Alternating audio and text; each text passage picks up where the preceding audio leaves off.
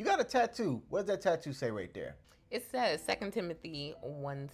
It's a scripture and it's a heart and it has a semicolon in the middle of the heart. Semicolon are for people who have tried to unalive themselves.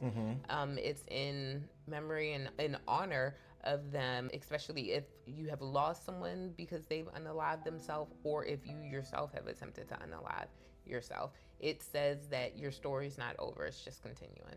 Do you mind sharing if that has any personal significance to you? Sure, I did try to unalive myself at one point. Do you mind sharing the why?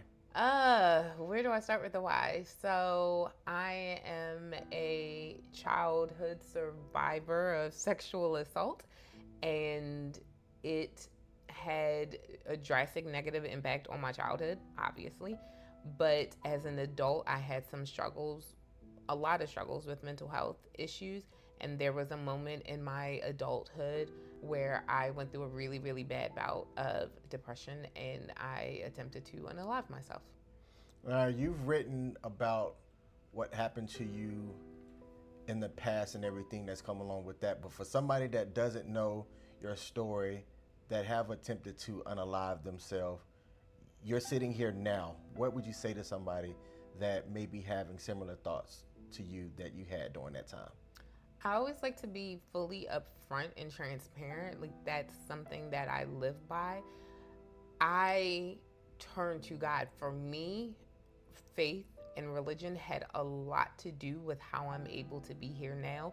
While I recognize that that may not be the plight for everyone, I do want to fully say that that is what got me through, pulling a lot on the faith that had been instilled in me when I was a child and trusting in that. So I recognize that that may not be everyone's jam, that may not be everyone's flow, and that's fine. This is not me trying to push Christianity on anyone. This is me saying that this is what got me through, right? And I think you need something safe to get you through.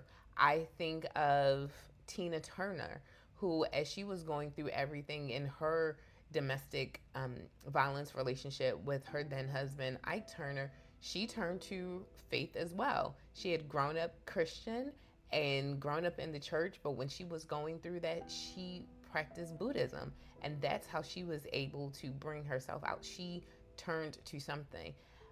So often we turn to something that is equally as destructive. And I say we because I did that too. I turned to alcohol, I turned to food. I do not recommend that you turn to those things because it seems like it soothes you in the moment, but it's destructive. Nor do I recommend that you turn to good things and abuse them as well. Religion can be a safe place for people. Drawing can be a safe place. Finding new physical adventures like hiking and all of those things can be safe. But if you use them too much or you turn to them too much, you can develop just as an abusive relationship with those things. So I think it's finding something safe, something that won't harm you physically or mentally or emotionally, and not abusing what that thing is. And you have to start with healing for yourself. You can't heal because someone else wants you to heal. You have to heal because you are ready to make these changes.